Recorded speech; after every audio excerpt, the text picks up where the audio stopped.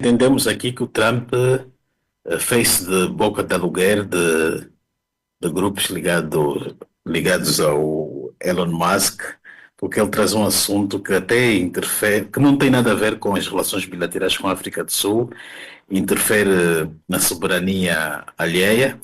A África do Sul tem um projeto da expropriação de terras e aprovou-se uma lei que determina que o governo pode confiscar assim algumas terras em caso de alguma necessidade ou de interesse nacional, por exemplo, se ele quiser passar a linha de comboio numa determinada localidade, pode negociar com a pessoa para ter ali algum espaço. Aliás, os Estados Unidos também têm isso. A, a linha, a linha férrea que acho que liga a Califórnia, houve uma altura que ela também foi, o local onde ela está também foi negociado nestes termos, há cerca de 100 anos atrás. Então, a África do Sul respondeu ao Trump, porque o Trump diz que iria cortar os financiamentos da África do Sul. E, na verdade, ele enganou-se, porque a África do Sul não depende de nenhum financiamento do Trump, há apenas um fundo de apoio ao HIV, que são cerca de 17%.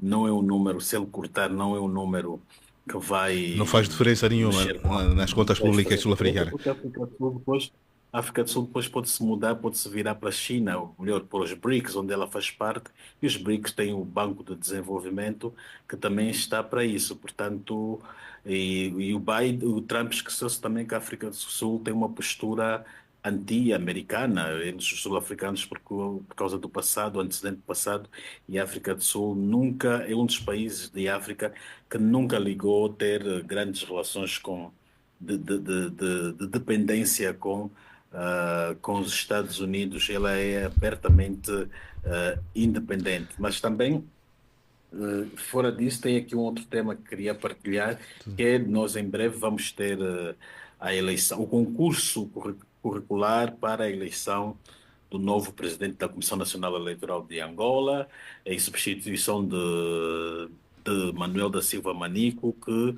está no poder ou no cargo desde 2000. Manico já não pôde concorrer porque até os mandatos são apenas dois e ele está num terceiro mandato, até em violação à lei, porque ele cumpriu dois mandatos como presidente da CNE Provincial de Luanda e está num terceiro mandato como presidente e comissário da CNE Nacional. Portanto, ele não pode concorrer, então tem que deixar o cargo para outro. Ele automaticamente, garantidamente, ele terá de sair e agora a sociedade tem que fiscalizar porque para não acontecer nas eleições passadas José em que Gama, a o questão que se João coloca Lourenço. é a seguinte: esse conselho na magistratura tem credibilidade suficiente para garantir a lisura que se precisa numa altura em que muito se fala sobre a credibilidade da Comissão Nacional Eleitoral, e se tivermos que recuar também essa eleição de Manico foi uma eleição bastante polémica. Estamos aqui lembrados do juiz de feliz memória que contestou esses resultados. Sabemos que houve muita interferência. Não há o risco dessa história vir a repetir-se? Há um risco, sim, senhora, da história vir a repetir-se. Aliás, veja o histórico do Manico. A lei eleitoral, a lei diz que o presidente da CNE deve vir de um órgão da magistratura judicial. E o Manico não estava a vir de um órgão, não estava a vir diretamente de um tribunal. Ele já não exercia há mais de 12 ou 14 anos. Ele estava a vir como funcionário mesmo da Comissão Nacional Eleitoral. Isso foi uma violação. Manico não tinha requisitos, tinha problemas de idoneidade na CNN provincial, que havia um relatório da própria CNE que dava conta de irregularidades negociadas que ele andou a fazer e mesmo assim este Conselho Superior da Magistratura preferiu pôr ali o Manico que era para depois tomarem partido da sua Mas eleição, é o porque Conselho da Magistratura ou o órgão que, de certa forma, a mão é quase invisível que manda no Conselho da Magistratura? Naquilo, inicialmente foi o Conselho, mas depois ele teve também o apoio do poder político, porque houve contestação para a sua candidatura não passar, foi para o Parlamento, e o Parlamento mesmo, assim, o João Leonardo, na altura, como presidente do Conselho, disse que estava tudo cumprido, e aliás, na altura até ele enganou, mentiu o próprio Parlamento, dizendo que não havia contestação, quanto que havia desse juiz o Santos, que morreu há poucos meses. Portanto, e indo para a questão, este órgão não tem nenhuma idoneidade para realizar este concurso enquanto João Leonardo estiver aí, porque é o mesmo João Leonardo que colocou o Manico ali de forma irregular e fraudulenta, e agora é ele a conduzir o outro concurso para a sucessão de Manico. Agora, a sociedade tem que ficar atenta para ver como é que, para que João Leonardo não volte a fazer um concurso todo ele defraudado. Aliás, que sempre até que há concursos, até mesmo a nível dos tribunais, ele coloca pessoas da sua preferência e muitas das vezes em violação também aos regulamentos. O problema está mesmo nos regulamentos que tem que se fiscalizar, é aí onde acontecem as fraudes, porque ele vai colocando números ou linhas que que não fazem parte da lei e depois deixa passar aquilo. Obrigado, José Gama. Frei Engalo, o que é que andou a pensar? Olha, muitas coisas, muitas coisas. A primeira, naturalmente, eu considero as brincadeiras do Trump a nível daquilo que é a política mundial, né? E o outro brincalhão ao lado que é Elon Musk, mas, sobretudo, eu tenho vindo a focar-me tanto a ler um pouquinho, a tentar entender o conflito no Congo Democrático. E hoje está a circular supostamente o comunicado das Forças Armadas. Eu não sei até que ponto aquilo é verdade, é verdadeiro ou falso, né? Mas eu acredito que no nosso país, em Angola particularmente, se deveria fazer uma reflexão, um debate muito a sério sobre este conflito no Congo Democrático, que as pessoas parece que olham para as guerras hoje como uma partida de futebol entre o Real Madrid e o Barcelona, e não olham aquilo que uma guerra é sempre, portanto, uma tragédia que leva vidas e só traz destruição. Por exemplo, nós já no nossos tempos temos a experiência da guerra na Ucrânia e aquela em Gaza. No final de contas, é tudo só mortes e destruição, não há espaço para vitória. O caso da guerra no Congo Democrático, portanto, a propaganda, tipo, existem duas propagandas, aquelas que, portanto, atribuem a responsabilidade ao Ruanda como país invasor, não é isso? E, entretanto, pelo meio temos um movimento chamado M23, que, na realidade, o M23 faz referência aos acordos que deviam existir no dia, portanto, que deviam ser assinados no dia 23 de março de 2009, e esse movimento foi criado em 2012, de recordar que em 2014, não é isso?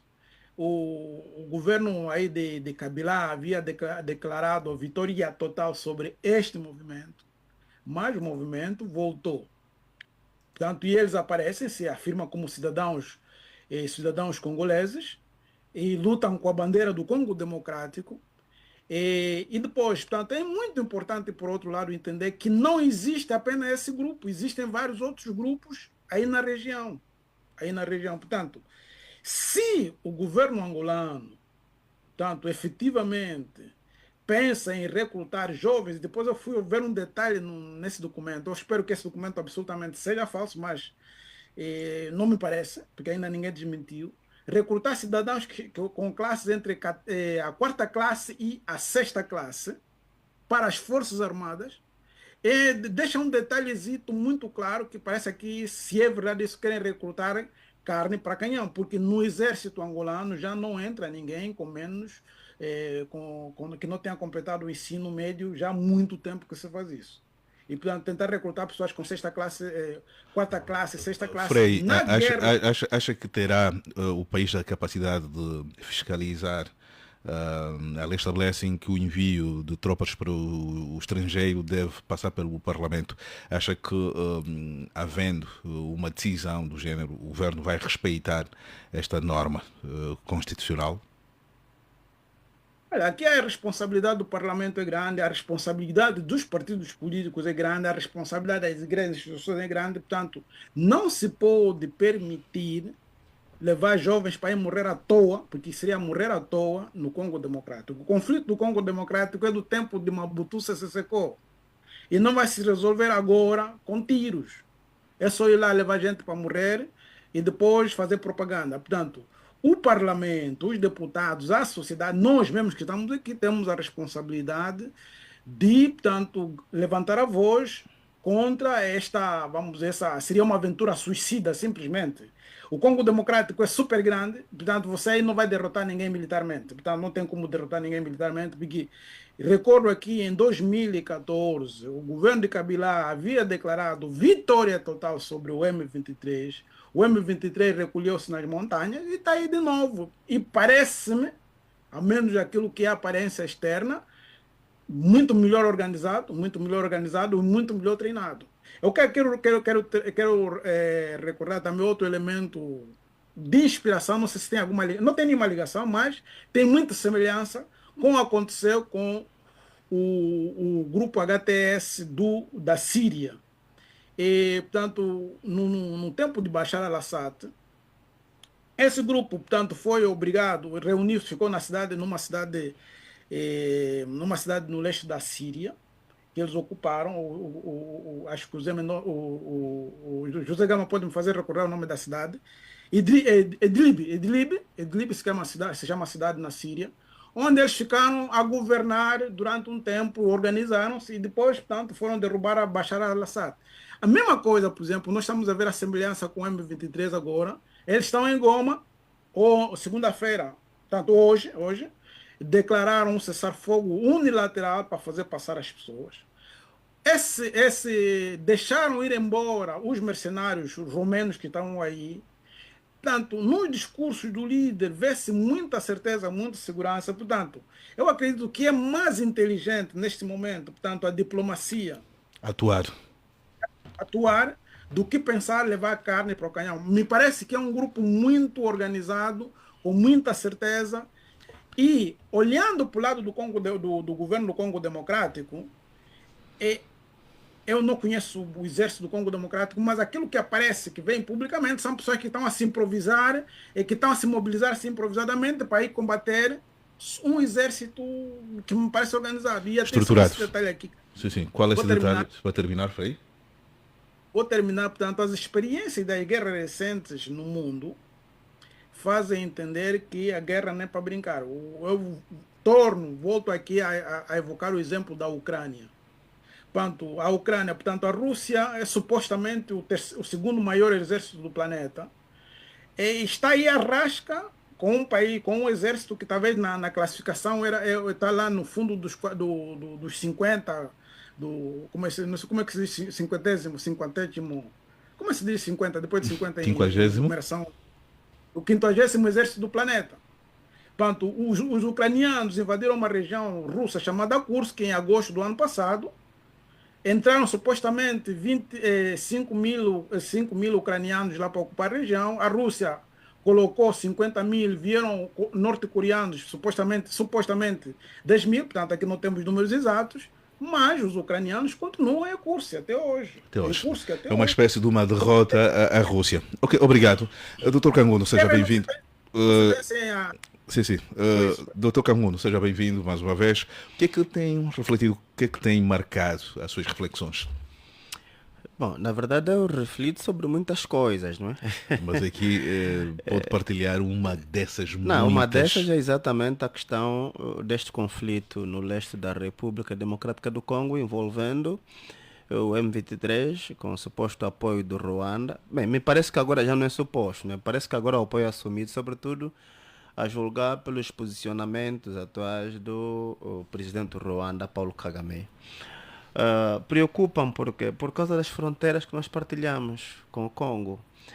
Porque uma vez deflagrado em grande escala o conflito no Congo, certamente Angola vai sofrer consequências também. E, sobretudo, se olharmos na perspectiva em que o governo angolano quer encarar este conflito, porque me parece que o presidente angolano tem estado a instar a comunidade africana no sentido de criar um contingente para mandar para o Congo, e isto certamente vai acabar sobrando para Angola. Obviamente nós vamos ter consequências, porque o Frei Angalo disse uma coisa muito Acha importante. que isso abre alguma estrada para insegurança, principalmente nas regiões fronteiriças? Abre. Estamos a olhar aqui para as Lundas e para a província do Uís e Zaire. Abre, exatamente. Seguramente que abre. E eu queria trazer aqui um ponto, um elemento que o Frei Angalo citou na sua locução, em relação ao tamanho, não é? Quer territorial, bem como demográfico também do Congo.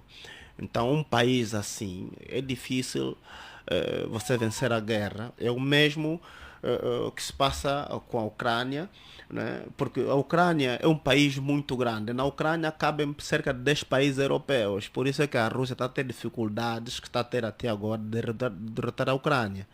Então, se nós olharmos na perspectiva de um conflito, claro que a dificuldade se põe também em relação ao Congo. Então não me parece avisado olhar para esta situação de ânimo leve, querer tratá-lo com base na força. Eu penso que a resolução desse conflito passa mesmo necessariamente pela diplomacia. Pela diplomacia e o diálogo. Só que a diplomacia, permita-me só que esse ponto. Doutor Camudo, um momento só. Aqui a diplomacia e principalmente as negociações que estão a serem feitas acabam sempre por colocar, vamos lá, de parte o principal protagonista, que é o M23. Sabemos que muitas das negociações que foram feitas, principalmente cá em Luanda, veio o presidente de Ruanda, o presidente da República Democrática do Congo, mas o líder do movimento M23, ou seja, do M23, não apareceu. Não surgiu daí o fracasso dos acordos já estabelecidos cá no nosso país. Olha, me parece que a esse propósito, este líder do M23, que ao que tudo indica foi um membro da CNE, foi o presidente da CNE. Da CNE, que elegeu o próprio Tshisekedi. Parece-me que ele está muito irritado com a posição da Angola. E tanto é que há já alguns posts, digamos, alguns textos cuja autoria se atribui a ele, nele questiona, digamos, a robustez do exército angolano. Tanto é que ele diz mesmo, se a Angola é tão forte, por que não consegue controlar os rebeldes que estão em Cabinda, não é? A FLEC. Bem, mas quando olho para essa questão, que me parece ser bastante pertinente e inteligente, veja, aqui o grande problema tem consistido exatamente na arrogância. Eu acho que as pessoas... A arrogância por parte de quem? Por parte das pessoas que se intitulam como responsáveis para a resolução, ou seja, Mas que estão da na Angola frente... ou do Congo? Não, quando eu digo pessoas que estão na frente desse processo, estou a falar da Angola e os próprios membros da SADC, porque veja, é disto que logrou o título de campeão da paz e reconciliação para o presidente João Lourenço, não é? Então me parece que o presidente João Lourenço, enquanto líder desta equipe, penso que não tem estado a conduzir bem este debate. Só é assim que se justifica que se criam reuniões, mas com a exclusão do próprio M23, que é um ator importante. Aliás, é o ator neste conflito. É o M23, por mais que tenha apoio do Ruanda, mas é o M23 que está na frente de batalha, que está a fazer os ataques. É o M23 que tomou a cidade de Goma. Logo, não me parece ser ajuizado, não me parece ser, digamos, de bom alvitre, que se tente resolver esse conflito numa diplomacia onde o próprio M23 esteja excluído. É colocado de parte. Então, aqui me parece que tem faltado alguma visão estratégica por parte do próprio o presidente João Lourenço e pares, enquanto, digamos, atores válidos nesta interlocução. Agora, também é uma coisa importante, Horácio, que nós não podemos olvidar a questão da própria coerência. Porque a coerência por parte de quem? Por parte quer do próprio João Lourenço, como de outros autores. Veja, a coerência produz, digamos, aquilo que nós vamos dizer... Doutor Camudo, tem 20 segundos para terminar. Exatamente. Autoridade moral. Porque se eu digo uma coisa, é importante que eu depois haja em função daquilo que eu digo. A questão que se coloca é que muitas vezes, aliás, nós aqui dentro sabemos, que o presidente Lourenço muitas vezes diz coisas que não faz. E claro, isto também vale lá fora. Se eu estou acostumado a dizer uma coisa e fazer outra, obviamente quando vou dar um conselho lá fora, as pessoas vão se questionar. Por que é que eu no meu país não consigo resolver um problema, mas depois quero dar um Muito conselho obrigado. de resolução do conflito? Muito É o obrigado. mesmo questionamento que o líder do M23 fez em relação à Cabinda e em relação também ao exército angolano, não é? Portanto, eu penso que aqui deve haver uma diplomacia muito coerente, baseados em pessoas, digamos, muito obrigado, com muita coerência e, muito obrigado, sobretudo, Dr. com Camundo. valores e autoridade moral. Há um ponto prévio que eu acho pertinente em função do tema que influencia naturalmente a dinâmica política que vai culminar com as eleições de 2027, que é este concurso anunciado hoje pelo Conselho da Magistratura para então que seja indicada ou selecionada a figura que vai presidir nos próximos anos a Comissão Nacional Eleitoral. O Gama já apresentou como seu ponto prévio. Queria ouvir do Frei. É uma figura que tem se demonstrado bastante crítico ao comportamento da CNE. Acha que essa seria a oportunidade do país corrigir todos os elementos que não estão certos no processo da realização das eleições? Sim, sim, vamos ver o que é que acontece. Um único ator pode fazer toda a diferença. Nós estamos até aqui o exemplo atual dos Estados Unidos, não é isso? Portanto, dependendo, vamos dizer, também da intenção da própria, se é a magistratura, né, que tem que o Conselho Superior da Magistratura, sim. O Conselho Superior da Magistratura, Angola está cheio de muitas instituições e tudo se confunde, mas pronto. Sim, sim. Depois vamos falar disto. O Conselho Superior da Magistratura, portanto, mas também em função do posicionamento do próprio Conselho Superior da Magistratura, é que é uma instituição que não se confia, né? A magistratura em Angola parece que é um dos organismos com muito poder quando o assunto é a magistratura, mas completamente inútil quando o assunto tem a ver com a sociedade, porque são aqueles que, tanto os magistrados vivem empoleirados, vivem ricos, gordos, com bons salários, mas completamente inúteis no país, por enquanto, porque não fazem nenhuma diferença. Mas, respondendo diretamente à sua questão, é sempre uma boa oportunidade, quando se muda o gestor, é sempre uma boa oportunidade para reencaminhar os processos, reencaminhar bem os processos. Mas acha que essa oportunidade será bem, vamos lá, aqui passa aqui a repetição, será bem aproveitada? Eu tenho dúvida, né? O contexto atual não precisamos não nos mentir. O contexto atual não deixa muito espaço à esperança. Portanto, porque o que acontece? Todo mundo, o MPLA, os NITAs, qualquer cidadão angolano honesto, sabe que o país precisa de uma mudança. E essa mudança passa absolutamente por colocar o MPLA um pouquinho de lado, completamente de lado dos processos de governação do país. Portanto, isto aqui é o ideal. Isto é o ideal, é que o angolano sincero... Mas a realidade diz o contrário, Frei. A realidade diz o contrário, porque, por exemplo, o que acontece? Existe medo em Angola. Portanto, repare os escândalos hoje da AGT, que mostram, portanto, se entra em Angola um governo a sério, portanto, primeira coisa que tem que fazer é declarar uma amnistia generalizada, porque senão tinha que meter todos na cadeia. Ok? E então este medo da mudança por serem criminosos, também não facilita. Portanto, daí que eu não tenho muita confiança, nesse momento não tenho muita confiança em ninguém ligado à magistratura. É verdade que tenho até parentes magistrados, mas... Não há nenhuma confiança. Doutor Camundo, um minuto também para esse ponto prévio. Não, é assim, Horácio, nós temos que ser aqui muito claros.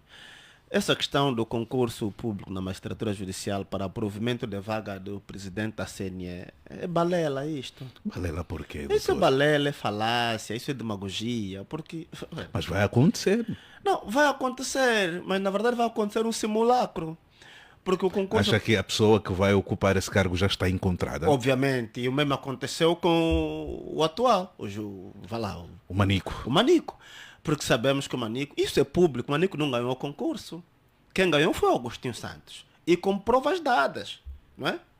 Provas dadas. Infelizmente foi ultrapassado. Então, aqui a questão não é exatamente, eu ouvi o Gamas a falar que o problema é do Conselho Superior da Magistratura, o problema é do João Leonardo. Não, não tem a ver nem com o Joel, O nem problema é com de o Conselho. quem? O problema tem a ver com o sistema. O sistema político no país está concebido desta forma. Logo, não há instituição que se apresente credível. Não acredita, Não é não no- acredita nos juízes, já que os Não é juízes... uma questão de eu acreditar ou não no juiz, é uma questão de eu saber que o sistema está concebido para falhar ou para fazer falhar todas as Mas qual o instituições. receio que tem? Acha que poderá se encontrar, mais uma vez, um juiz que estará ao serviço do interesse Não, isto do não é um partido no receio, poder? isto não é um receio. Eu tenho uma certeza, é que eu tenho certeza, claro, para os interesses do MPLA, claro que vai se encontrar um juiz que esteja ao serviço do partido. E olhando aqui para o artigo 122 do Estatuto do MPLA, é simples. É O que simples. se viu no Tribunal Constitucional poderá se A repetir. mesma coisa em todos os outros. Então, mas nós estamos a falar do João Leonardo. Né? O Agostinho, o próprio Gama falou do escândalo financeiro que vai lá, o Manico cometeu na CNE provincial. Não é Voada, verdade? sim, sim. Isso é público. O Carlos Cavoquila está onde? Não está no Tribunal Supremo como juiz. Tem uma condenação. Não é verdade isso? Tem uma condenação, Carlos Cavoquila. É público, tem uma condenação. Mas como é que eu tenho um juiz no Tribunal Supremo que tem uma condenação de ter desviado erário público, foi condenado a devolver dinheiro ao Estado e ainda tem processos a Mas correr quem em o, trâmites indicou, contra ele? quem o indicou foi o Presidente da República, É que estou a falar do sistema. Então quem controla o sistema? o Presidente João Lourenço. Obviamente, o presidente João Lourenço. É ele que controla a quadrilha, é o presidente João Lourenço. Mas não está a ser exagerado em Estou a chamar ser isso de exagerado quadrilha. como? Eu estou a ser honesto, estou a ser vertical apenas. O grande problema é que a sociedade não está habituada a isto. A sociedade não está habituada a essas coisas. Depois me chamam de radical, me chamam disto, daquilo. Mas eu estou a ser apenas honesto, realista. Obrigado, Dr. Isto Camundo. aqui é a mais pura realidade. Muito obrigado, Dr. Cangudo. José Gama, eu sei que acompanha muito e, aliás, o seu portal foi o primeiro a noticiar a legalização do Partido Liberal. Eu queria, cada um de vocês, roubar apenas um minuto sobre essa questão, já que não estamos habituados, o Tribunal Constitucional, a legalizar os partidos nos últimos tempos. Se tivermos em memória, foram legalizados nada mais que 4 ou 5 formações políticas e, nessa altura, o nosso cenário político conta com 16 ou 15 partidos políticos, mas pelo andar da dinâmica parece que nas próximas eleições teremos um número considerável de partidos políticos. Gama, a sua nota prévia quanto a este assunto?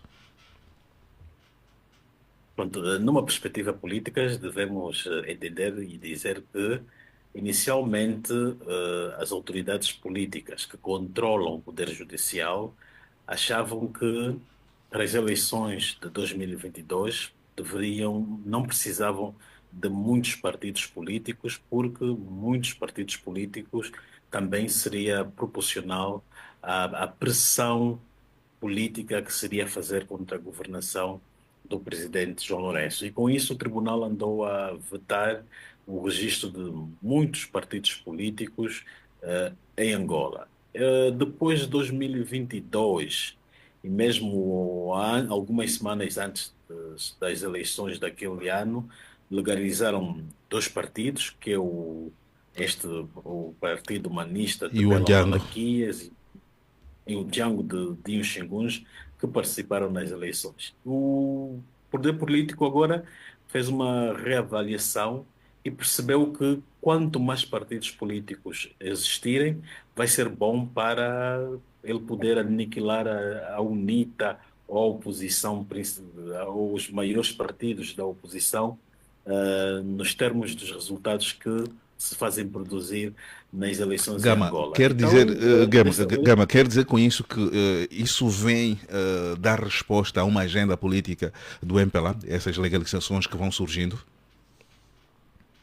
a questão é que não deixaram de endurecer, agora estão numa fase que vão legalizar os partidos que forem pedir o seu registro junto ao Tribunal Constitucional. Deixaram, já não vão ser duros e agora vai haver uma certa abertura para o surgimento de mais partidos políticos, porque vai-se para as eleições em 2027, no cenário de 2022, mais de frente.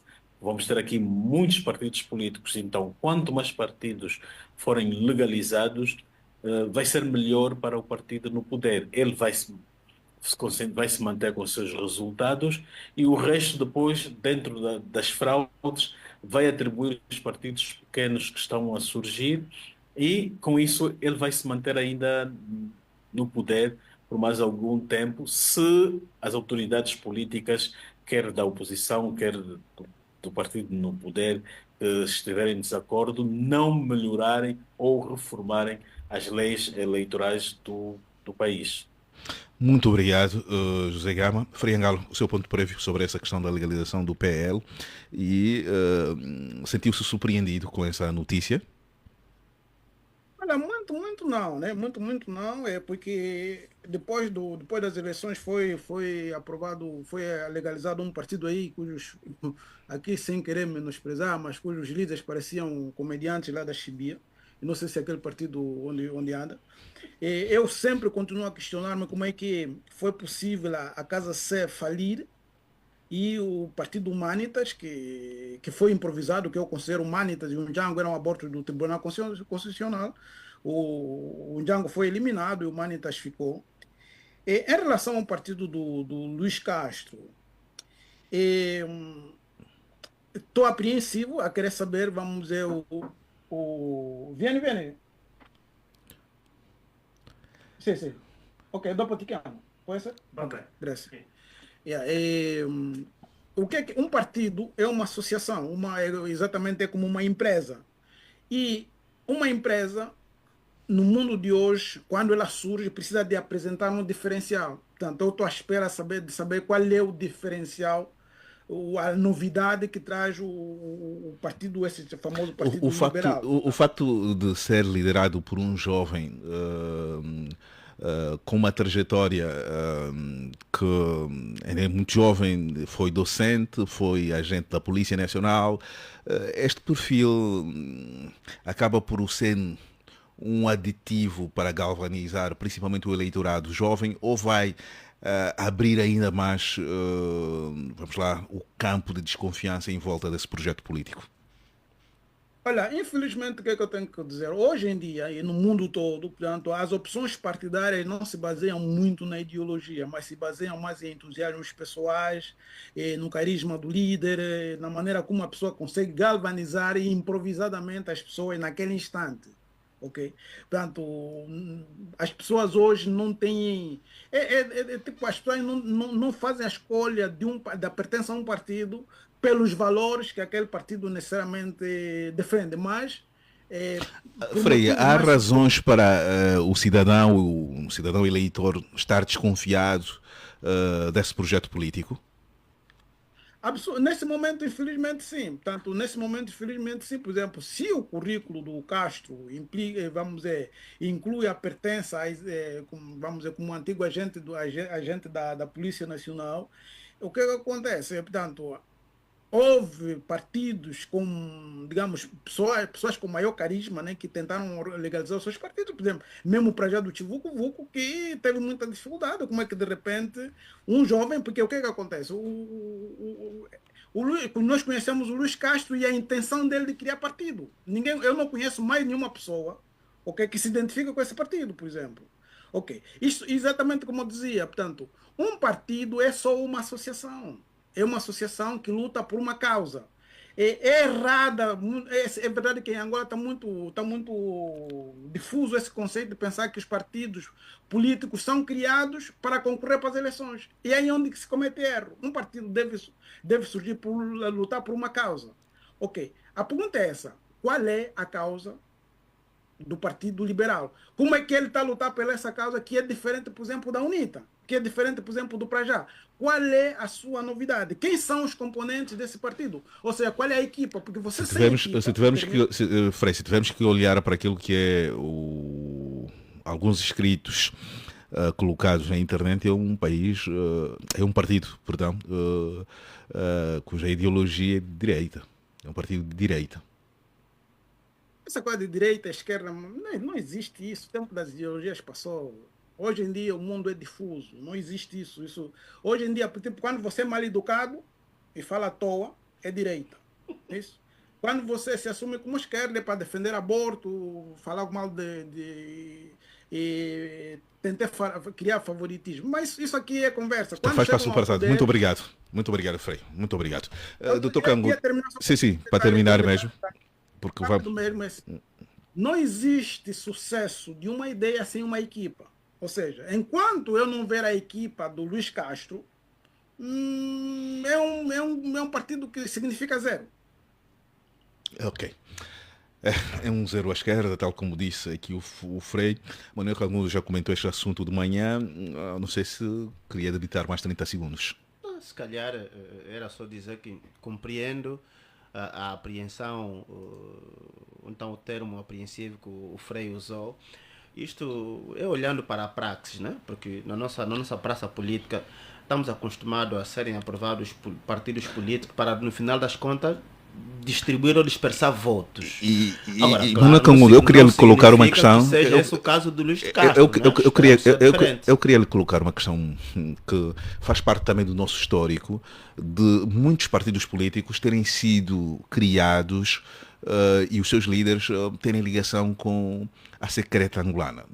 Há essas acusações que são feitas ao PRS e a outros partidos, também o Quintino Moreira, que a sociedade ficou quase escandalizada quando do seu enterro, e que ficou-se a saber que ele foi um funcionário da secreta angolana. Há esse receio, em função também deste passado de ter sido um indivíduo da Polícia Nacional, e muitos também apontam como sendo agente da secreta. Há esse receio, ou não passa também de acusações que visam desmoralizar um trabalho de um jovem político? Bom, eu penso que a questão tem que ser vista das duas formas, né?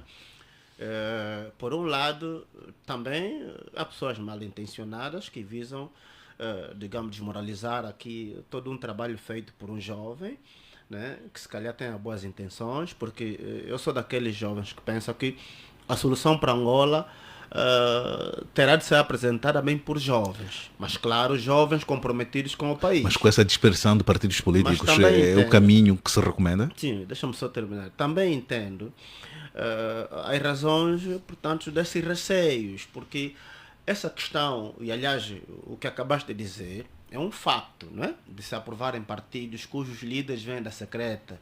Isto é um facto, nós sabemos disso. A questão do Quintino Moreira, as pessoas se escandalizaram mais tarde, mas eu já o sabia, até porque Quintino Moreira formou-se no Piaget, na mesma universidade em que eu me formei, não é?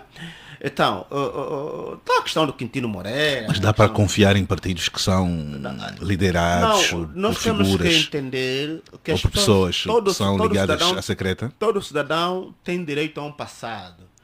Isto é normal. O passado das pessoas não deve dizer muito. Mas não conta? O que conta muito tem que ser o presente e também o futuro, okay. Porque o presente é que dita o futuro. Okay. O que é que eu quero dizer com isso, para terminar? Sim, para terminar mesmo, porque precisamos entrar no principal tema. Se o Luiz de Castro tenha sido agente da polícia ou não. O que interessa é que, a partir do momento que ele cessou, digamos, só ouviu com a Polícia Nacional, decidiu abraçar a política, qual é realmente a sua motivação? Se tiver uma motivação comprometida com o povo, com a nação angolana, claro que vamos abraçar. Se tivéssemos aqui um economista, ia perguntar quanto é que se gasta para se legalizar um partido, porque há uma estrutura administrativa. De facto é muito dinheiro. É muito dinheiro. E aqui tenho que dizer que alguns, felizmente, tem tido não só o beneplácito, como o próprio apoio financeiro de pessoas que controlam o poder. Exatamente para facilitar a legalização. Digamos, a legalização desse partido. Não estou a dizer que seja o caso do PL, não é? Do Partido Liberal. Não quero dizer isso. Mas não temos de criar uma sociedade que escrutina, que questiona e que exige transparência dos partidos políticos. Eu penso que nós vamos falar disso, sobretudo quando entramos na questão da Constituição. Na Constituição, é isso. Amanhã o país vai assinalar 15 anos desde a promulgação da Constituição da República. E é uma ocasião importante para uma profunda reflexão em torno dos princípios e valores consagrados na Constituição. E nós vamos fazer de forma sintetizada, porque a Constituição muito se poderia falar, mas vamos olhar naquilo que é mais polémico, aquilo que mais tem sido motivo de grandes debates em volta dessa Constituição. Foi no dia 5 de fevereiro de 2010 que foi promulgada esta Constituição. Olhando para trás, passados 15 anos, dá para dizer que valeu a pena ter sido aprovada esta Constituição? José Gama. Bom, ela não é má no seu todo, tem aspectos que foram melhorados em relação à Constituição anterior, nos termos das liberdades individuais, mas também é uma Constituição que dá super poderes ao chefe de Estado. É uma Constituição que automaticamente faz do Presidente da República um ditador constitucional, e isto provoca um atraso para a nossa democracia, um atraso para o nosso desenvolvimento, porque é uma Constituição que também produz um presidente que é irresponsável dos seus atos. O presidente pode fazer o que bem entender, pode interferir nos outros poderes e não sendo responsabilizado, então ele fica à vontade, e depois, quando sair do poder, tem mais 5 anos que não pode ser incomodado ou perturbado. Portanto, é uma Constituição que não provoca equilíbrio nas estruturas ou nos 3 poderes existentes no país, necessariamente o judicial, o poder político e o poder legislativo, porque a Constituição dá abertura e não impede que o chefe de Estado se intrometa nesses outros poderes. Por isso é que nós assistimos, no caso concreto do presidente João Lourenço, a dar proteção ao presidente do Tribunal Supremo, que está a enfrentar problemas judiciais, está a ser investigado, mas o processo não anda ou fica estagnado porque goza do poder da proteção política. Vimos o presidente, quando houve o processo de impugnação do seu mandato pela UNITA, ele praticamente estava a mandar na Assembleia Nacional via Carolina Cerqueira, que horas antes foi convocada nos seus aposentos para receber orientações superiores. Portanto, em termos democráticos e para um avanço do Estado de Direito democrático, esta Constituição produziu-nos um presidente que retarda o desenvolvimento democrático e político do país. Muito obrigado. Manuel Cangudo é jurista, é advogado. Essa Constituição, muitos, tal como disse o Gama, não é tão mal assim, tem aspectos positivos. Ainda assim, há o elemento que se levanta, que é uma Constituição que dá muitos poderes ao Presidente da República. Fazendo uma leitura objetiva, fica com esta impressão também que esta Constituição atribui muitos poderes ao Presidente da República? Bom, primeiro deixa-me só fazer aqui uma correção que se impõe por uma questão de coerência. Não sou ainda advogado. Sou jurista. Jurista apenas. Sim, sim. Eu concordo com o Gá, mas eu vou um bocado mais longe, né? Eu até penso que essa Constituição ela é retrógrada em relação à primeira, ou seja, a de 92. porque a de 92 tinha um sistema de governo diferente. Trazia uma forma de eleição do presidente diferente desta, não é? Uma forma mais avançada, em que hoje se assiste em qualquer parte do mundo, sobretudo aqueles países que têm o sistema de governo presidencialista, não é? Então, quando você vai assumir, digamos, funções de Estado, como é o caso do Presidente da República, você exerce um conjunto de poderes, mas esses poderes têm de ser legitimados pelo sufrágio. Sufrágio quer dizer voto, para que as pessoas lá em casa percebem. O que acontece em Angola? Nós não temos um presidente eleito. Aliás, nós nem elegemos um presidente. As pessoas também sentem-se muito mal quando eu digo isso. Mas porque se a eleição acontece numa lista em que sabemos que o cabeça de lista é que vai ser presidente? Nós elegemos uma lista de deputados. Acha que isso retira a legitimidade? Obviamente. Nós elegemos deputados. E o partido catapulta a primeira pessoa desta lista de deputados. Ou seja, o primeiro deputado da lista é que catapulta da Presidente da República. Não tem legitimidade. Não tem legitimidade.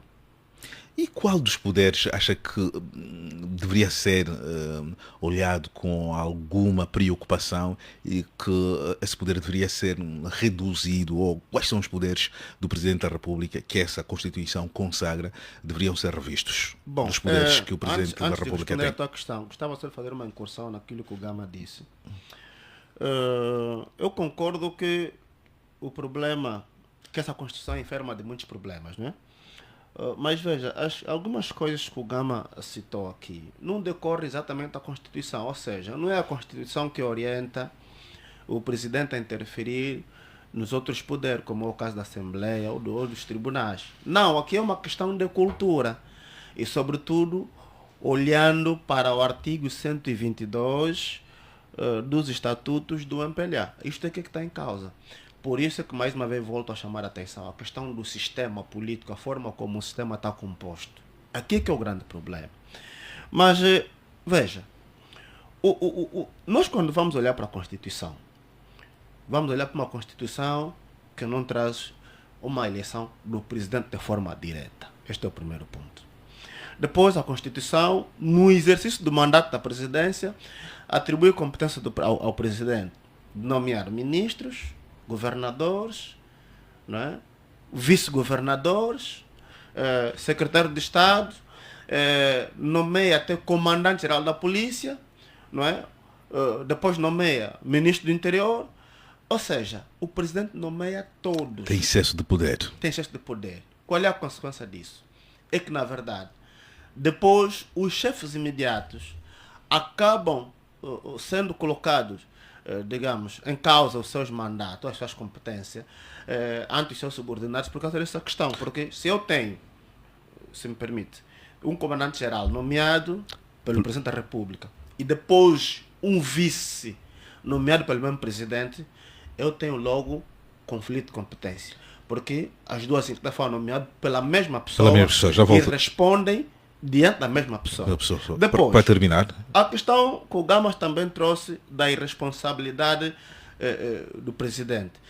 Bom, isto não é exatamente uma questão jurídica, é mais uma questão política, porque na verdade, se olharmos bem para a Constituição, sobretudo no artigo 127 e 129, vamos olhar que é uma exceção.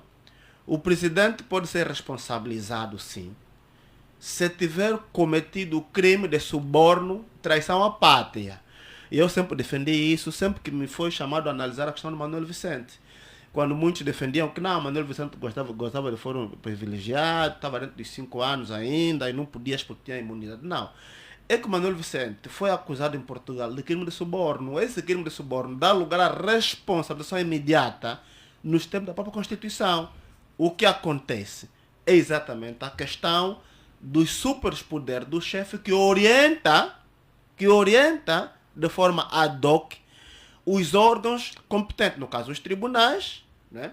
Os órgãos de polícia criminal, através do ministro, dos comandantes, e depois tudo isso se passa por uma confusão. Ok. Honestamente, Mano Canguru, para terminar, vejo, preciso depois. Para terminar, temos também ainda o problema da fiscalização.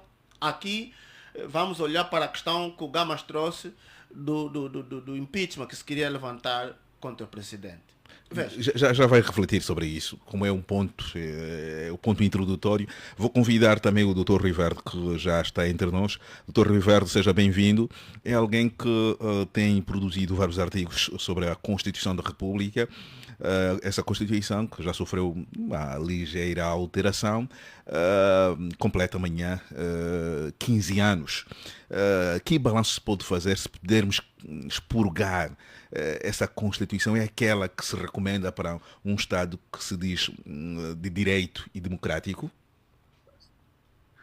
Ora, boa tarde a todos, prazer em revê-los. Sempre um especial cumprimento ao Frei Angalo. Conheci a sua casa em Holanda aqui há 2 semanas e gostei muito. E estive com os seus colegas, foi para o Zoom. E um abraço ao Zé Gama. Obrigado. Bom, esta Constituição de 2010 começa por ser impropriamente chamada Constituição, que na realidade, em termos técnicos, é uma mera revisão da Lei Constitucional de 92. Mas isto é irrelevante. Gostam-lhe de chamar uma nova Constituição, mas na realidade foi uma mera adaptação aos medos e aos anseios do José Eduardo dos Santos, que foi feita em 2010.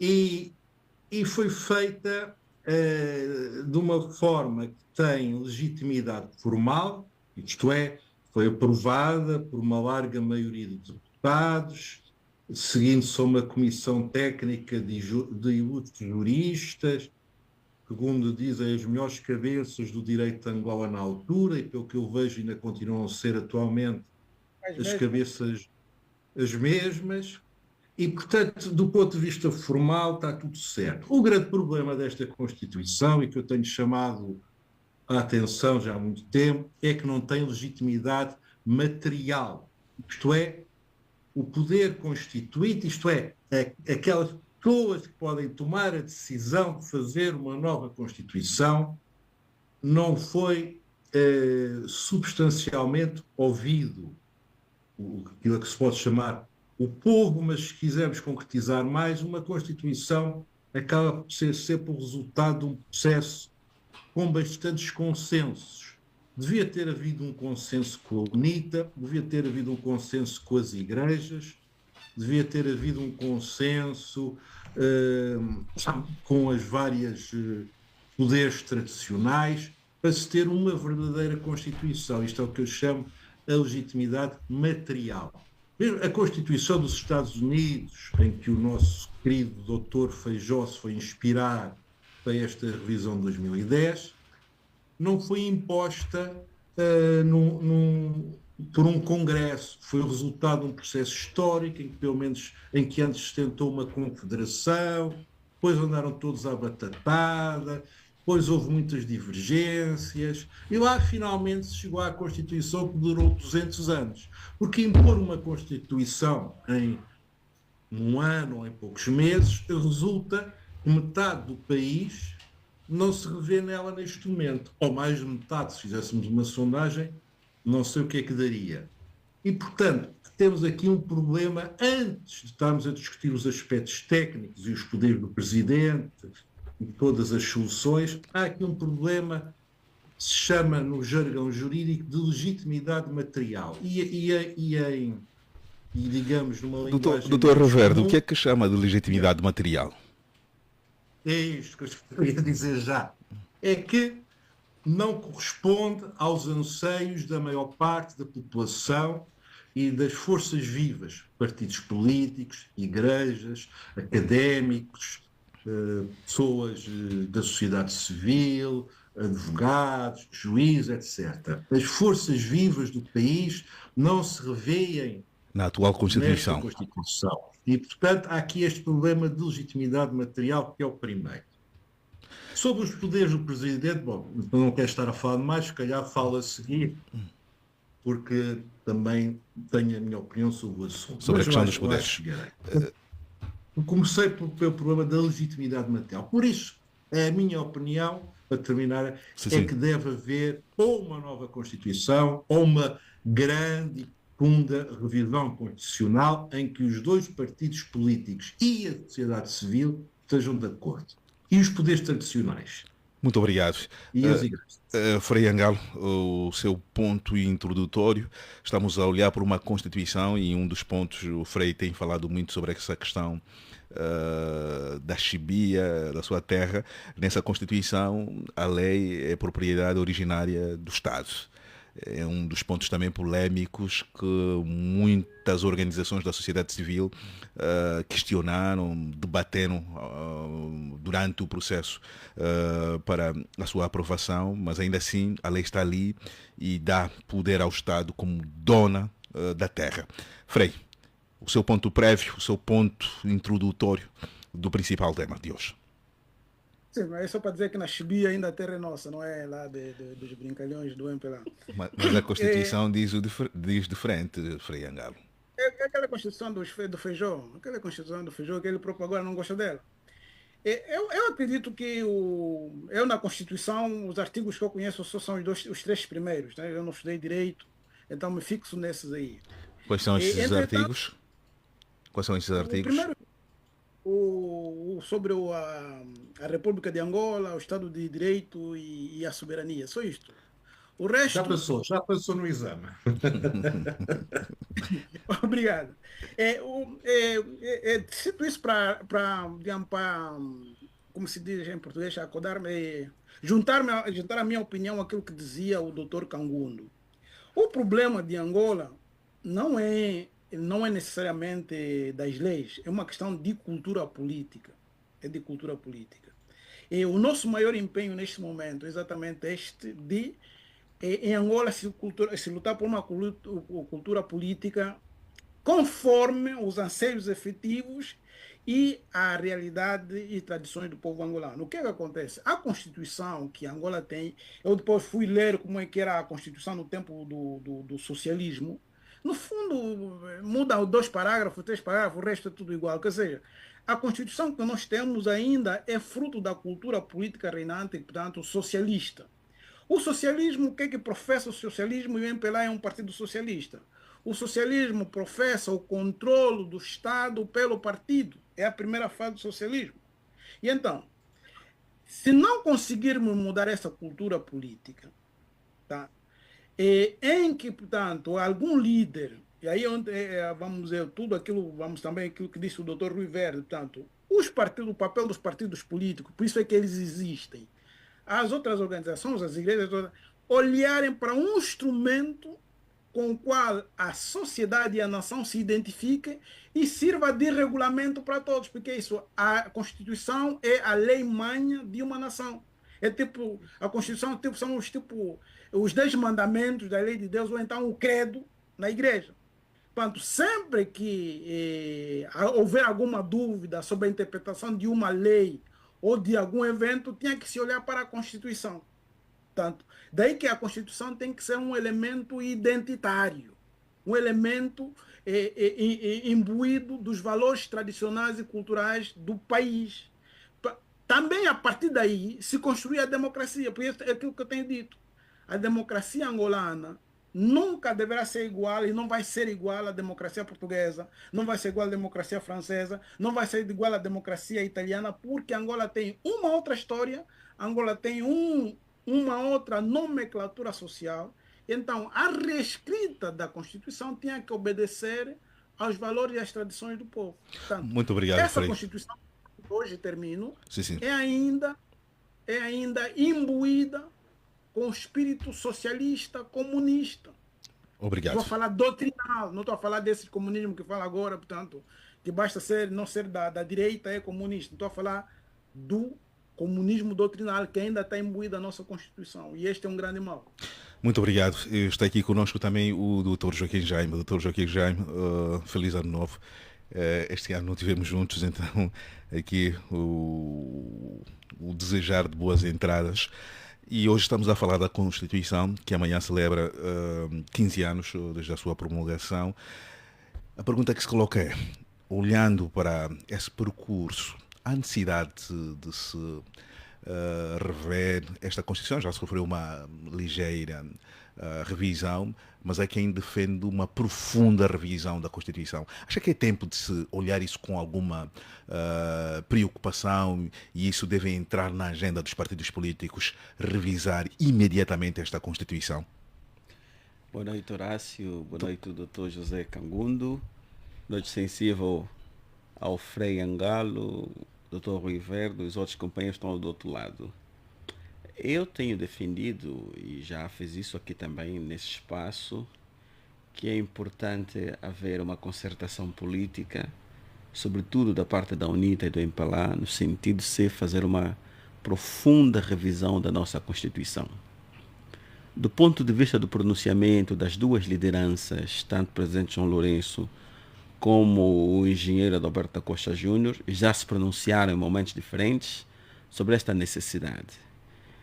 Numa abordagem, numa outra rádio, o engenheiro da Costa Júnior foi muito mais profundo naquilo que é a sua visão sobre o que deveria ser, então, esse ajustamento, essa conformação da Constituição, também com a própria ciência que rege a edição, o funcionamento das instituições. Nós estamos a falar se a Constituição é uma lei, essa lei deve, em princípio, também obediência na sua formulação à ciência que a rege.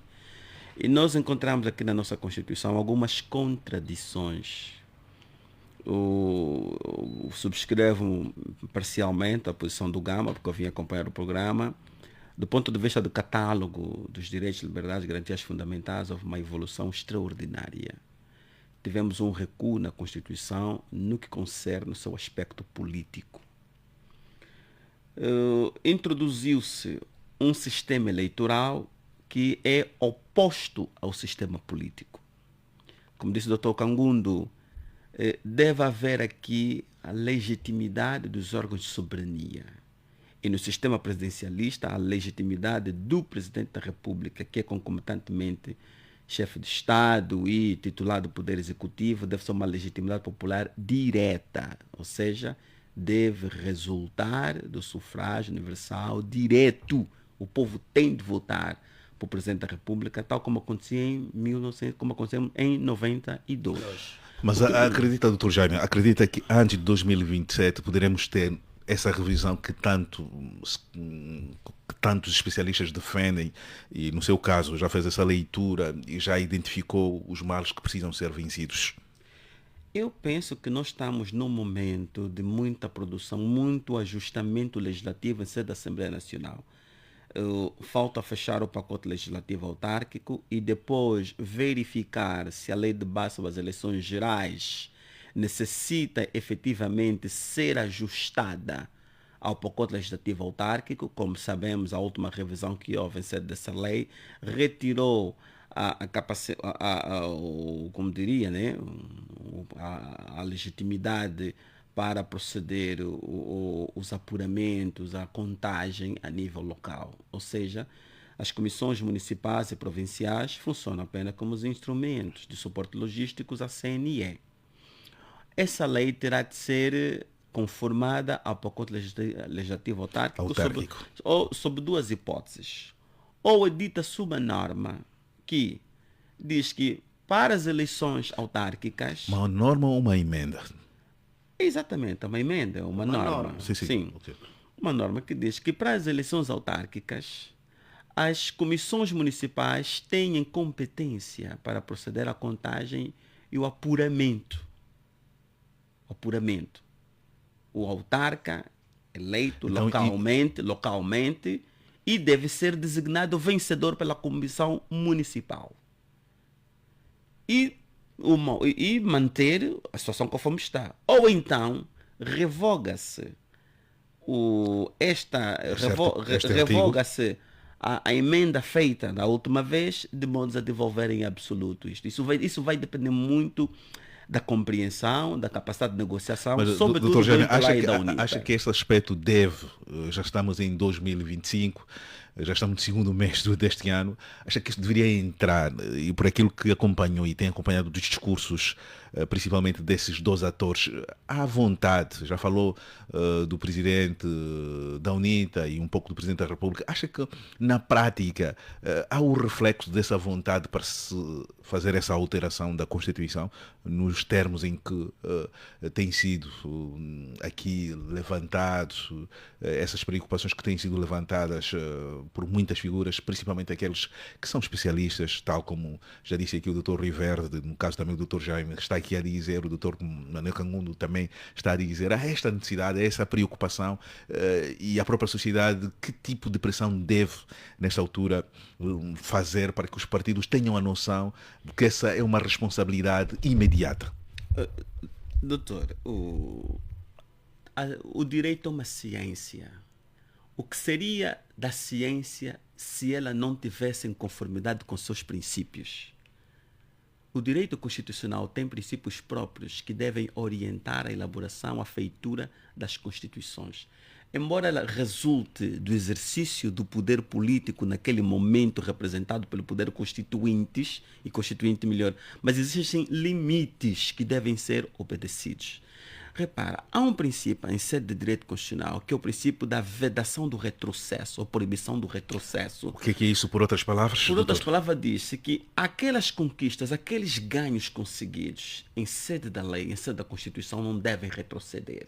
Como por exemplo? Porque seria um retrocesso com a própria natureza da humanidade. No atual contexto, que elementos? No atual contexto, na lei constitucional, nós tínhamos a prerrogativa de, se eu me achasse em condições, cumprindo os requisitos da lei, apresentar uma candidatura individual. Exatamente. Era um ganho nosso, e esse ganho nos foi retirado. Retroagimos.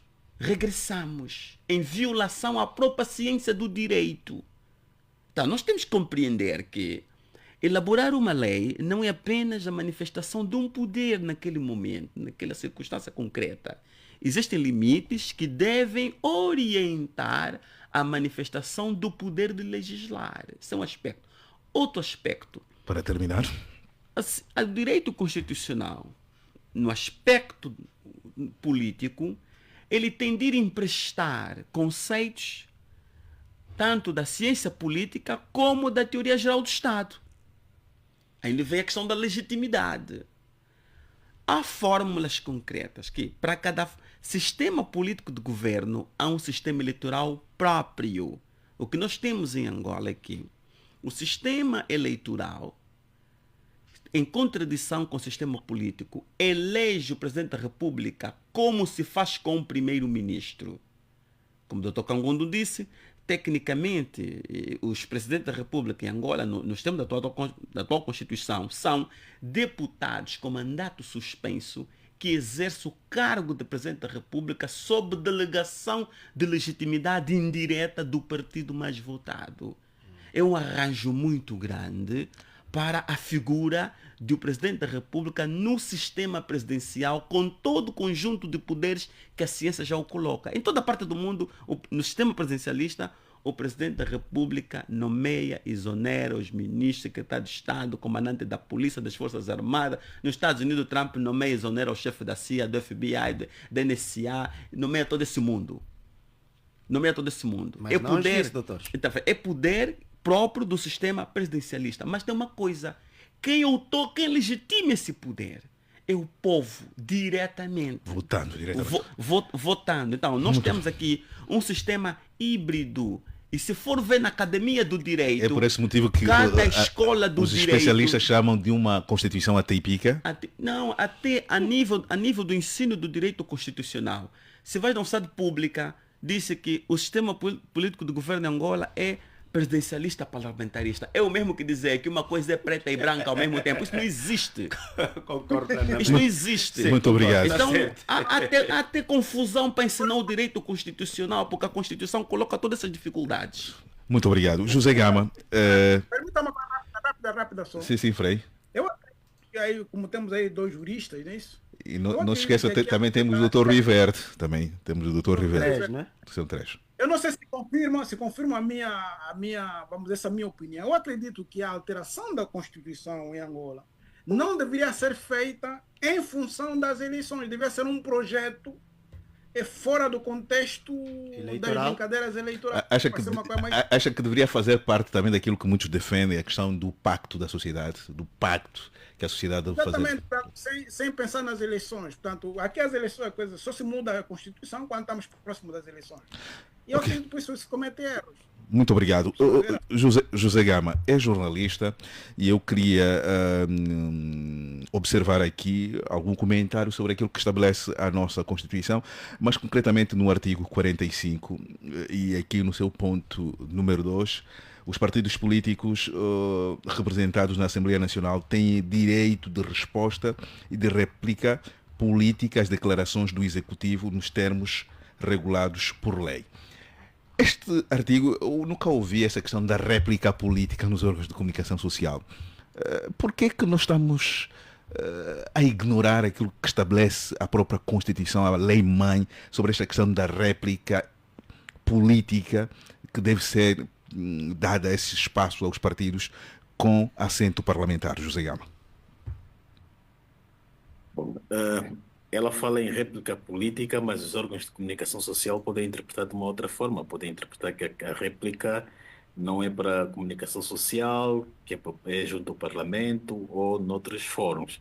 Isto, de facto, já foi debate quando, há 2 anos, o presidente fez o Estado da Nação e ele próprio estava a retirar este direito à UNITA, quando a UNITA prometeu, ou antecipou-se, aliás.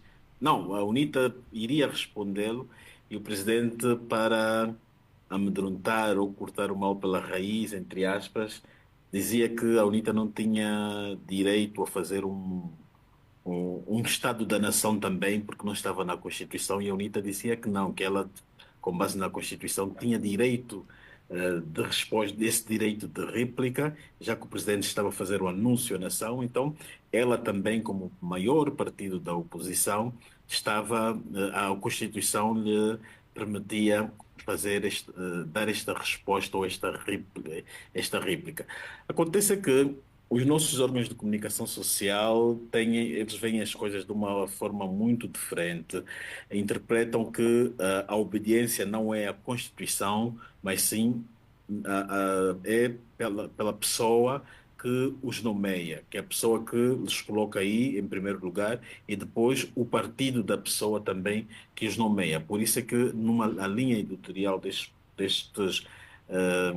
destes canais, primeiro é priorizar o presidente, impedir notícias contra o presidente e também privilegiar o partido do presidente. Portanto, é uma interpretação propositadamente errada que fazem para cumprir para irem nesta linha e com isso desrespeitarem ou passarem por cima da própria Constituição. Mas eles assim sentem-se bem porque querem agradar.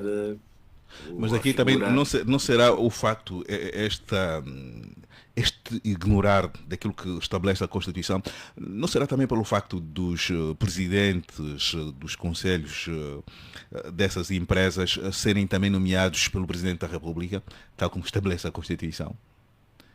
Que há uma certa dependência. A obediência, em primeiro lugar, é para quem lhes deu o emprego. Quem lhes deu o privilégio de ser o PCA, de ser o administrador da rádio ou da televisão. Depois é que eles obedecem à Constituição. De facto, é isso que está a acontecer. Por isso é que, da outra vez, quando o presidente Eduardo dos Santos regressava de fora, um dos administradores dizia que aquilo não fazia parte da linha editorial, porque já não era presidente. Então, o que fazia a atenção especial era para quem é presidente. Ok, obrigado. Manuel Cangundo, este é um daqueles pontos, será que há aqui alguma ambiguidade na percepção sobre a questão do direito de réplica, tal como estabelece a Constituição?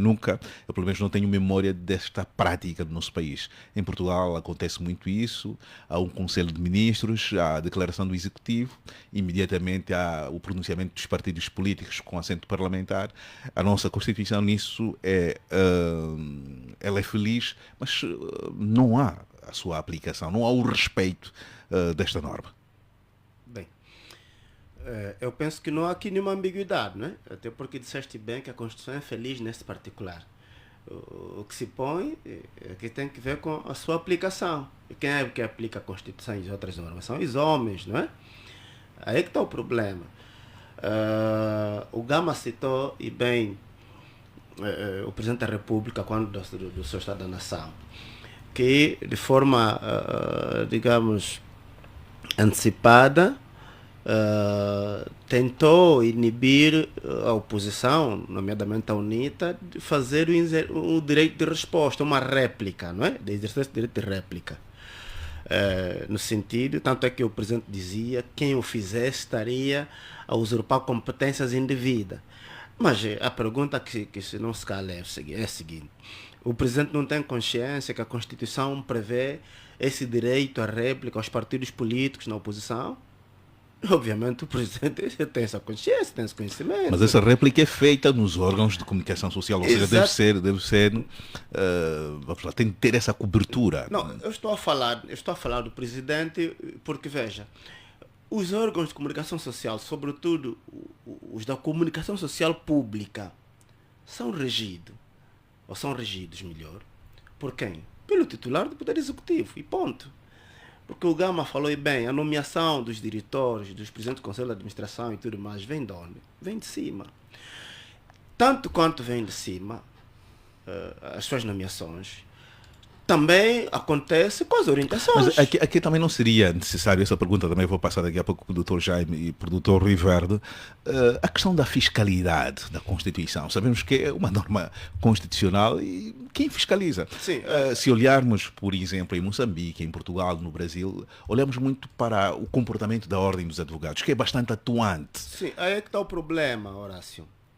Quem nomeia esses diretores, esses presidentes, os PCAs dos órgãos de comunicação social pública, é a mesma entidade que depois dá orientações no sentido contrário. Aliás, aquilo que o presidente fez naquele Estado da Nação, aquilo era uma orientação aos órgãos de comunicação social pública, não é? No sentido de não exercer esse direito de réplica.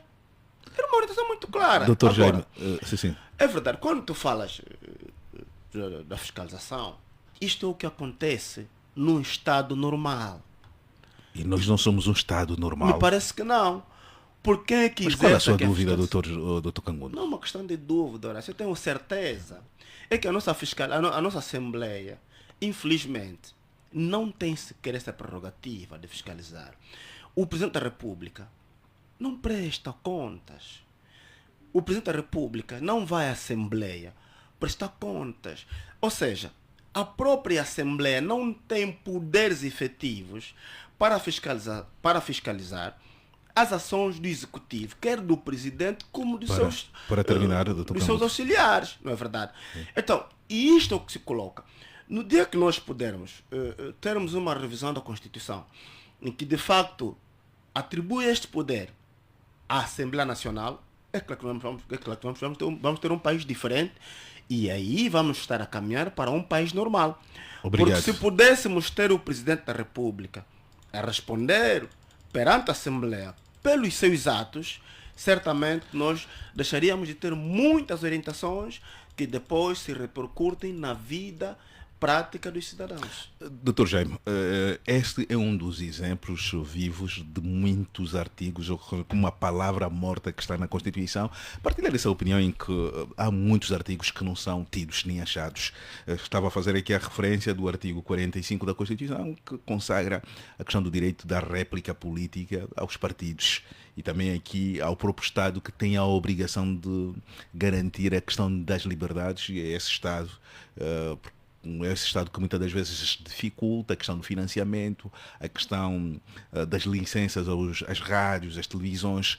Hoje em Angola, para se obter uma licença de televisão de rádio, pode cumprir com todos os requisitos que estabelecem a lei. Ainda assim, é preciso ver a pessoa investigada, para saber efetivamente quem é essa pessoa, qual é a sua tendência política.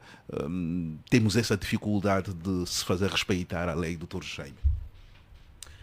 Olha, temos que compreender que há determinadas matérias que elas precisam de muito tempo de maturação.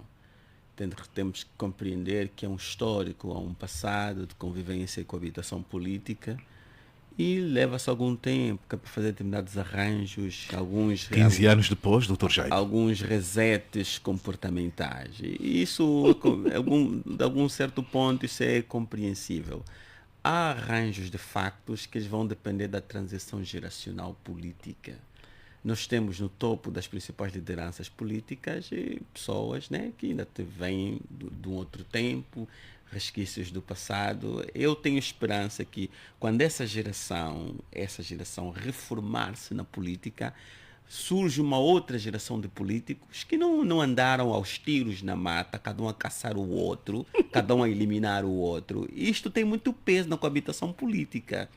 Tem muito peso. Eu acredito que quando for, por exemplo, o tempo dos Nelitos, Adão de Almeidas e outros jovens, quando esses assumirem a liderança dos seus partidos políticos, as coisas ficam diferentes. Então, a sua experiência é essa? Os mais velhos têm muitos passivos que eles têm dificuldade de se libertar deles. Temos que compreender isso. Foram muitos anos de peleja entre eles e de repente eles assumem posições muito táticas aqui nessa coabitação. Eu tenho esperança que a transição geracional nas lideranças dos partidos políticos, a mudança dos principais atores políticos vai trazer uma nova percepção da política, de Estado de Direito, de democracia, de coisa pública, de convivência. Eu tenho essa esperança.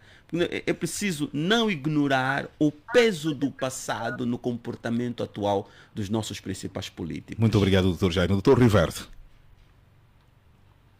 Bom,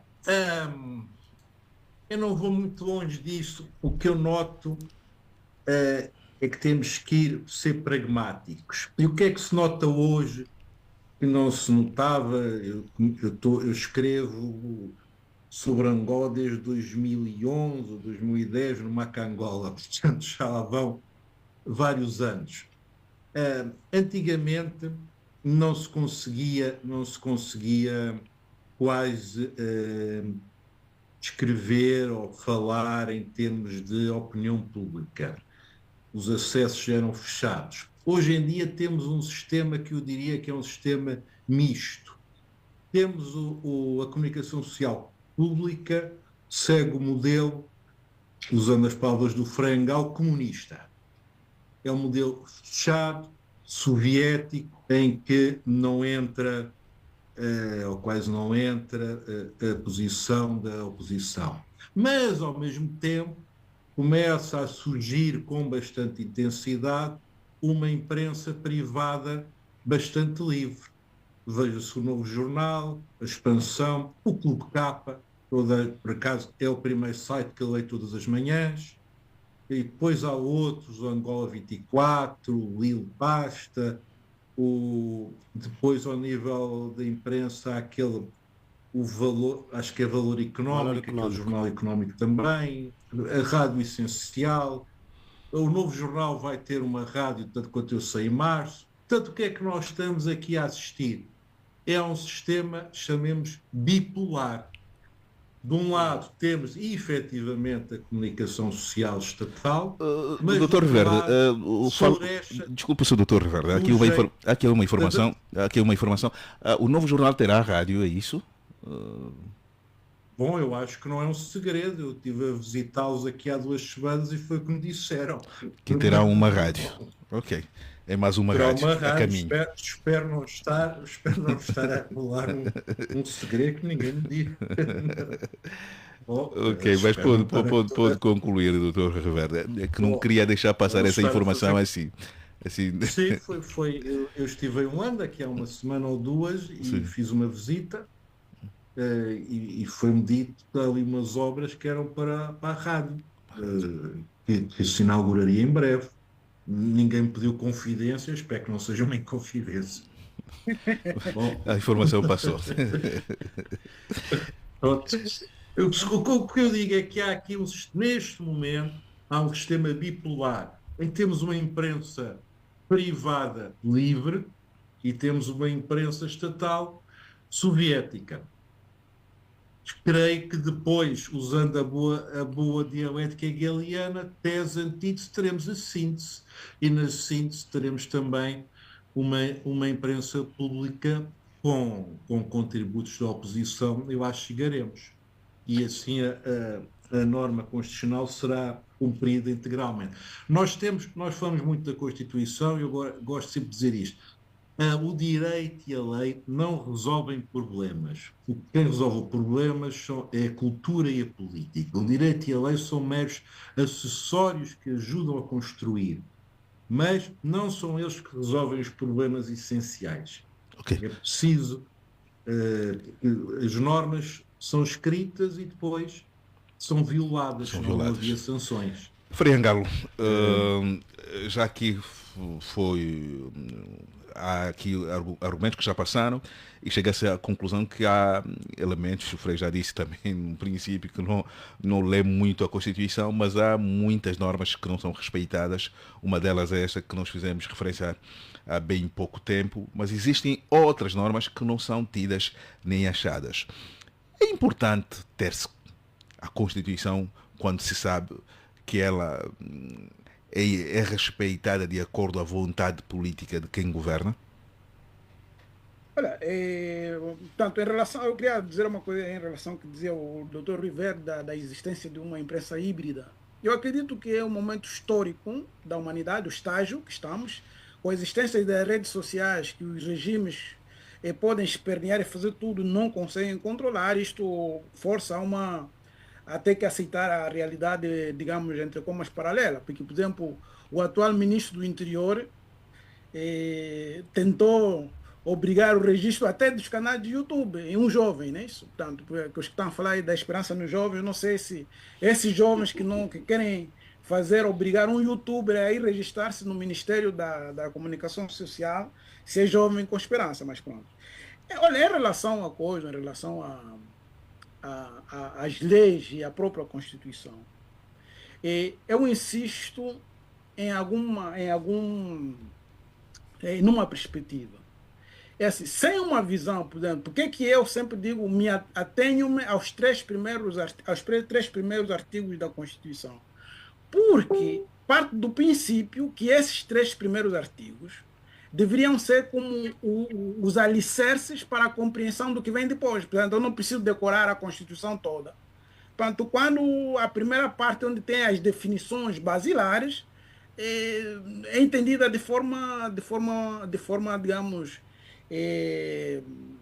não é entendida, aliás. Portanto, se eu parto do princípio que a minha Constituição é baseada na dignidade da pessoa humana, porque eu coloco no centro a pessoa humana, todas as demais leis, todos os demais artigos têm que estar em função do primeiro artigo, ou dos primeiros artigos. Portanto, quando, por exemplo, não se coloca a pessoa humana no centro do pensamento político, só se erra.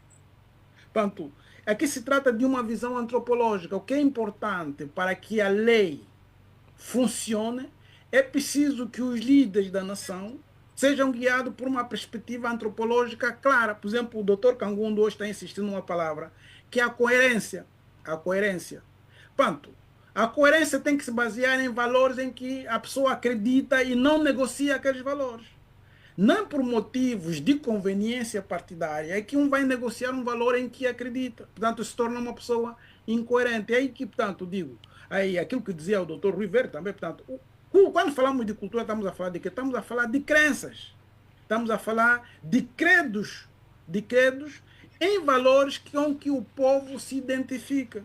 E nós estamos no contexto de um país africano, e aqui, portanto, sempre gostamos de falar de africano, e o país angolano fundamentalmente. A cultura, vamos dizer, há uma dividência filosófica comum entre os dois grandes grupos humanos em Angola, que são o grupo Bantu e o grupo San, é exatamente o valor da pessoa humana. Porque quando nós falamos Dintu, significa pessoa. Nas nossas línguas tradicionais, ser pessoa significa pessoa, é alguém com virtudes, alguém com valores. Porque quando se diz que o fulano não é... Para terminar, Frei. Para terminar. Vou terminar. Enquanto, por exemplo, quem lidera o país, quem lidera qualquer instituição num país, não tiver valores em que se baseia, porque em Angola temos uma confusão tremenda. Ora, nos dissemos que somos maioritariamente cristãos, mas as nossas ações não parecem de cristãos. Nos dissemos que somos africanos, mas as nossas ações não parecem de africanos. E aí, portanto, essa confusão filosófica de uma filosofia que não existe, não ajuda o país também a fazer leis que depois possa respeitar. E termino exatamente falando da questão da hierarquia. Em Angola, nós temos uma espécie de anulação de poderes. Os administradores municipais, comunais e municipais são os angolanos mais inúteis que o país tem. Mas Porque por quê, Angola Frei? manda o presidente Oh, Frei, e Frei, governadores provinciais. Frei, não está a exagerar. Olha, fale com qualquer administrador municipal, ele sabe que ele é inútil. Porque ele não pode mudar uma torneira sem autorização do governador provincial. Mas qualquer dia, assim, em off, manda só teu jornalista falar com alguns administradores municipais. São os angolanos que estão aí inúteis só por emprego. Muito obrigado. Vamos. Horácio, esse detalhe é importante, porque nós não podemos esperar mudanças desde cima, as mudanças deverão vir desde baixo. Se as administrações comunais não funcionam, as administrações municipais não funcionam, o país não funciona, porque se você não tem o chefe da rua que manda limpar a rua, okay, que orienta, que inspira a sociedade a se organizar, não é João Lourenço que vai mudar o país. Muito obrigado. Muito obrigado. Estamos perto do fim e eu vou dar um minuto agora. É o aspecto aqui do poder local. O Frei acabou por introduzir esse elemento. A Constituição foi aprovada em 2010, já previa a questão do poder local.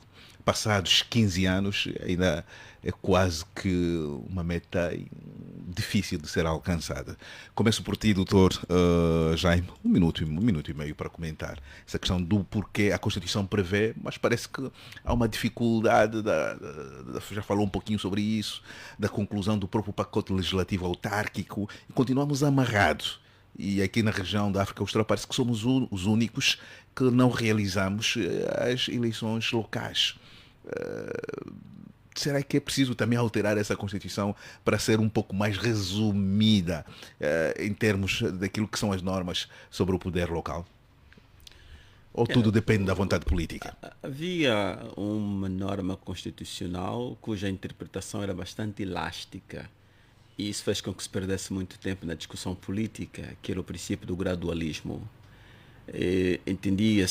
Há quem entendia que era o gradualismo territorial, em função da construção de condições materiais, concretas, que é para poder descentralizar o poder até aquele nível, e há quem entendia que era o gradualismo funcional, que tinha que haver implementação, institucionalização das autarquias locais, e depois estudava-se então a oportunidade, o momento para paulatinamente ir transferindo os poderes para o ente local autônomo. Essa micro-revisão que foi feita veio efetivamente eliminar a norma referente ao gradualismo, ainda assim remete toda essa discussão para a Assembleia Nacional.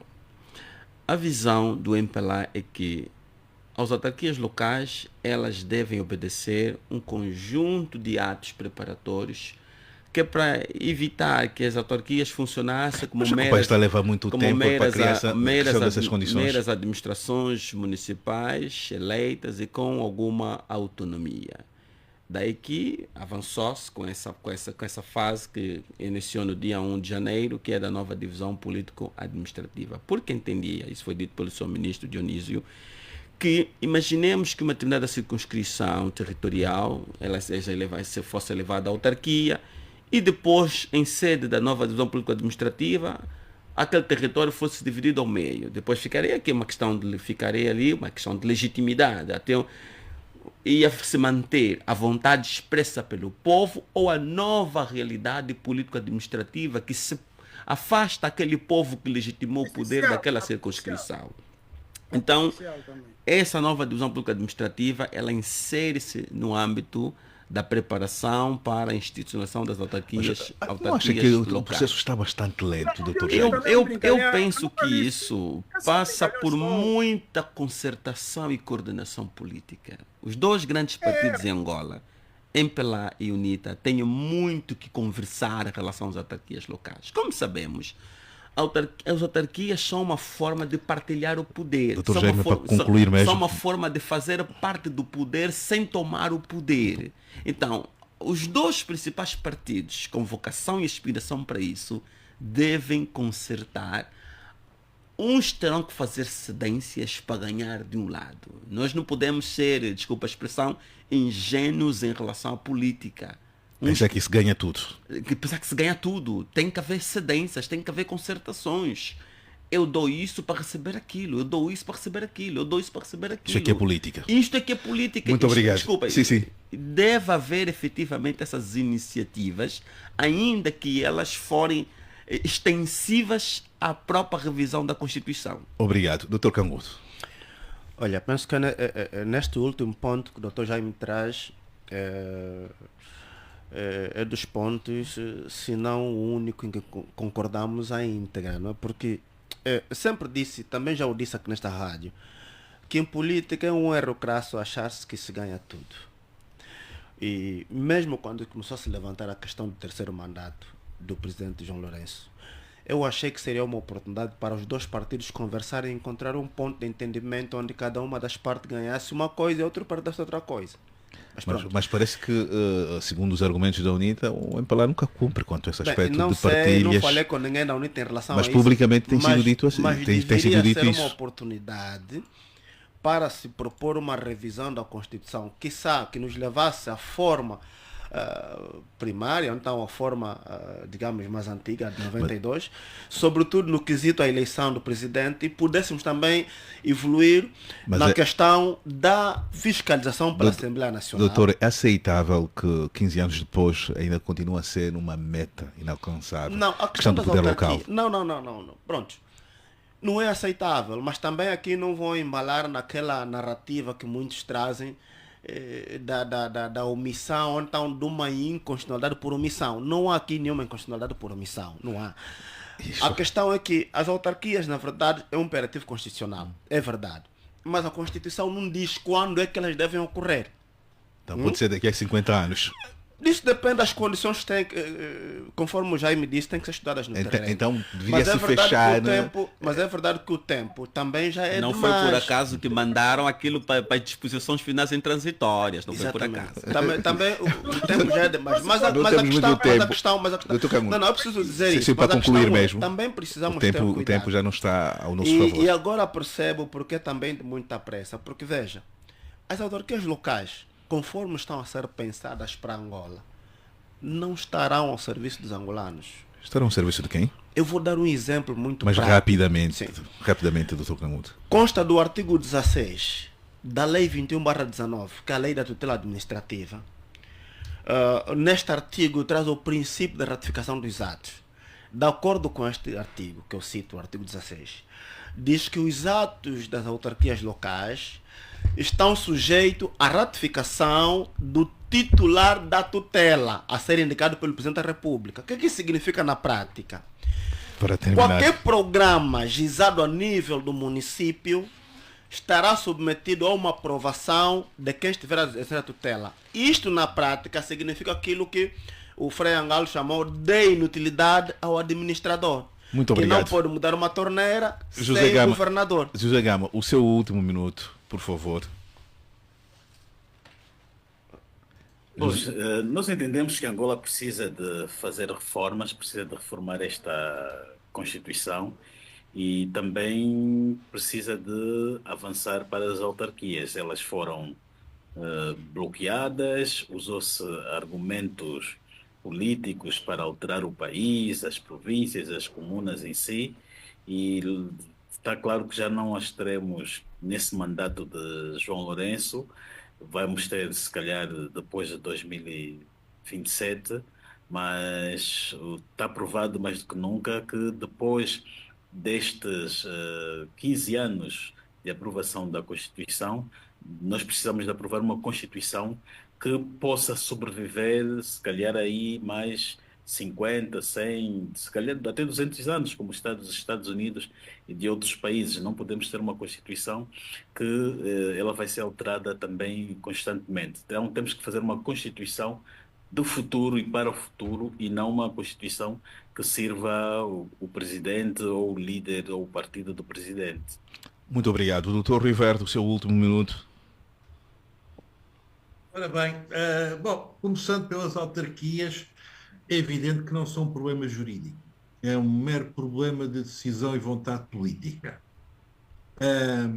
E ao nível do MPLA há muita visão, aparentemente, que é uma coisa má para o MPLA. Eu julgo que só teria a beneficiar, porque sobretudo é uma válvula de escape. Toda a animosidade que existe hoje e concentrada num único governo central e no titular do poder executivo, se existissem autarquias, seria muito mais difundido. Umas coisas era culpa do Presidente da Câmara, outras do Presidente da República. Portanto, é um disparate total não se avançar já com autarquias. Obviamente... O Presidente prefere levar a culpa, doutor. Prefere? Pronto. Sim, ele prefere. Pronto. Ok. Quanto à Constituição, subscrevo o que o Gama acabou de dizer, também referi, é preciso uma Constituição consensual. Consensual não quer dizer que esteja tudo de acordo, mas que a larga maioria da sociedade esteja de acordo e que sirva para 50 ou 100 anos, sem qualquer dúvida. E este é o momento como qualquer outro. Muito obrigado. Frei Angalo, Obrigado. O seu último minuto. Sim, na realidade, o que eu quero dizer, a implementação das autarquias não pode ser vista como um imperativo legal. Se for assim, é um absurdo. Mas um imperativo legal, nessa altura os argumentos apontam para esse sentido, Frei. O excessivo juridismo é patetice. Isso. Okay? Excessivo juridismo é patetice. A implementação das autarquias deve ser vista como uma necessidade para a boa governação. Okay? Mas quem deve ter a consciência disso, Frei? Aí é exatamente aí vamos chegar, portanto. Aí falaram do ministro Dionísio, o atual ministro da Administração do Território, que eu acho que é um autêntico brincalhão, um propagandista que não está fazendo diferença nenhuma. Porque, eu repito aqui, o que tem que se procurar, qualquer angolano hoje deve procurar não defender interesses de grupo, mas pensar na boa governação. E qualquer teoria de governança hoje sabe, parte desse princípio, que as mudanças se fazem a partir da base. As autarquias seriam simplesmente um reconhecimento de uma prática política já. Portanto, aquilo que dizia o doutor Cangundo, portanto, se, por exemplo, o administrador comunal, o administrador municipal não tem autonomia administrativa, ele é inútil. Esse tipo, você delegar, entregar o projeto a alguém e essa pessoa não ter autonomia de decisão. Tipo, você diz, olha, fulano, você arquiteto vai construir a minha casa, mas para ele colocar para ele fazer o perímetro, tem que estar toda hora a falar contigo que você que não entende nada, que não está lá no lugar. Então, repito, a implementação das autarquias não deve ser vista como um imperativo legal, mas um imperativo ético e moral, político, porque política é isto, é ética e moral, qualquer outra coisa não é política, em busca do bem comum. Muito obrigado, Frei. Para terminar mesmo. Sim. Aparece pela primeira vez na legislação angolana a palavra subsidiariedade. Subsidiariedade. O que isso significa? Essa palavra é buscada da doutrina social da igreja, que significa aquilo que o pequeno pode fazer melhor, então deve ser deixado a ele. Ou seja, o administrador municipal e comunal entende melhor a realidade da comuna que o presidente da República. Portanto, a subsidiariedade, esse termo que aparece na legislação das autarquias, é um elemento de referência que tem que ter em conta quando se fala das autarquias. Obrigado. As autarquias são necessárias para que quem governa lá localmente possa trabalhar à vontade, não depender de quem não sabe nada. Muito